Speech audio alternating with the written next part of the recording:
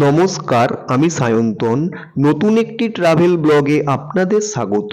সবাই কেমন আছেন?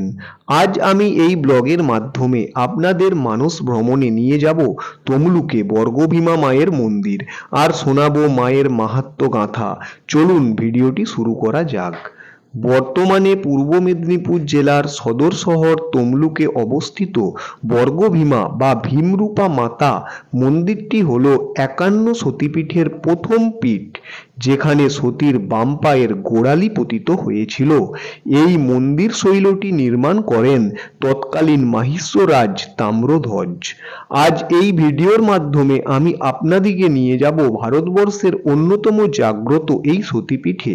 শোনাবো এই সতীপীঠের মাহাত্ম্য ও এর সঙ্গে জুড়ে থাকা সমস্ত পৌরাণিক কাহিনী। দেখাবো প্রাচীন বাংলার নিজস্ব ঘরানায় তৈরি মন্দিরের নির্মাণ শৈলী, স্থাপত্য ও ভাস্কর্য। তাই আপনারা পুরো ভিডিওটি দেখবেন, বন্ধু ও আত্মীয়দের সহিত শেয়ার করবেন। এই চ্যানেলে প্রথম হয়ে থাকলে অবশ্যই চ্যানেলটি সাবস্ক্রাইব করবেন। চলুন ভিডিওটি শুরু করি। ঐতিহাসিকদের মতে এটি প্রথমে একটি বৌদ্ধ সংঘ ছিল। পরে পূর্ব ভারতে হিন্দু ধর্মের পুনরুত্থানের সময় বঙ্গদেশে সেন যুগে রাজা বল্লাল সেনের আমলে এটিকে হিন্দু মন্দিরে রূপান্তরিত করা হয়। ব্রহ্মপুরাণে এই মন্দিরের একটি মাহাত্ম্য উল্লেখ আছে। পুরাকালে দেবাদিদেব মহাদেব দক্ষযজ্ঞের সময় ব্রহ্মার পুত্র দক্ষ প্রজাপতিকে নিহত করলে ব্রহ্মহত্যার ফলস্বরূপ তিনি তার হাত থেকে দক্ষের মাথা আলাদা করতে পারছিলেন না। মহাদেব কোনোভাবেই নিজের হাত থেকে দক্ষের মাথা আলাদা করতে না পারায় উদ্দাম নৃত্য করতে থাকেন। তাতেও কাজ না হওয়ায় পৃথিবীর বিভিন্ন তীর্থে পরিভ্রমণ করেন। তাতেও অসফল হয়ে তিনি বিষ্ণুর শরণাপন্ন হন। তখন বিষ্ণু তাকে বলে, ভারতবর্ষের দক্ষিণে তাম্রলিপ্ত নামে মহাতীর্থ আছে, সেখানে যে পুষ্করিণীটি আছে সেখানে স্নান করলে লোকে বৈকুণ্ঠে গমন করে। তাই আপনি তীর্থরাজের দর্শনের জন্য সেখানে যান। মহাদেব একথা শুনে তাম্রলিপ্ত হয়ে বর্গভীমা মন্দিরের কাছে বর্তমানে যে পুষ্করিণীটি আছে সেখানে স্নান করলে দক্ষের শির তার হাত থেকে মুক্ত হয় এবং তার পাপস্খলন হয়।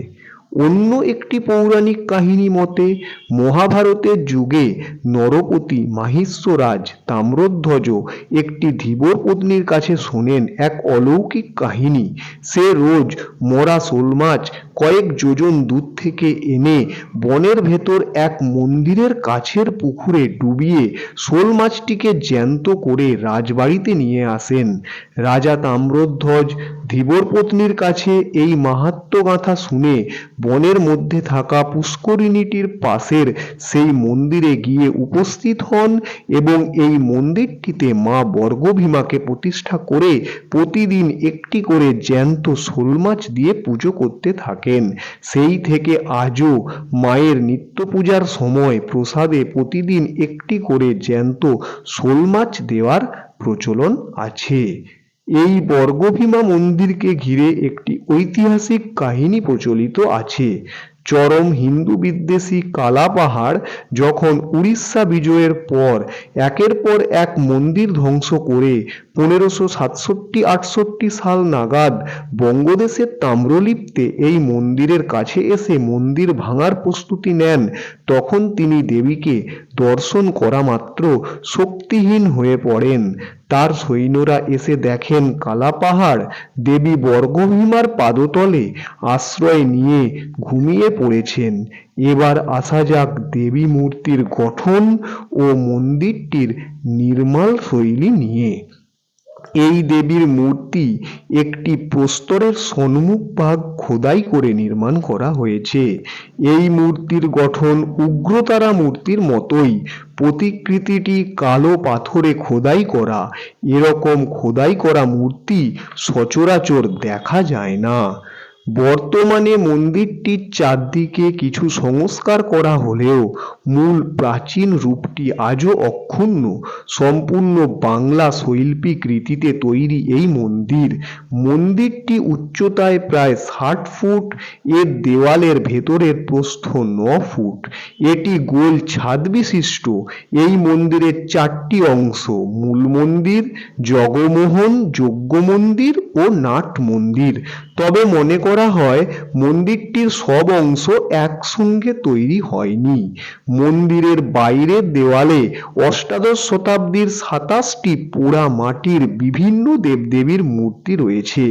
এখানকার রূপ বিশ্লেষণ করলে মনে হয় দ্বাদশ বা ত্রয়োদশ শতাব্দীর কোনো এক সময় এ মন্দির নির্মাণ হয়েছিল। আপনারা খুব সহজেই এখানে আসতে পারবেন। হাওড়া থেকে ট্রেনে তমলুক স্টেশনে নামুন, নেমে টোটোতে 3 কিমি এর মতো এই মন্দিরের দূরত্ব, কিংবা মেছেদা রেল স্টেশনে নেমে অসংখ্য বাস পাবেন। সেই বাসে তমলুক পর্যন্ত চলে আসুন। এই মন্দিরের পাশে রয়েছে মাকে পুজো দেবার অসংখ্য দোকান।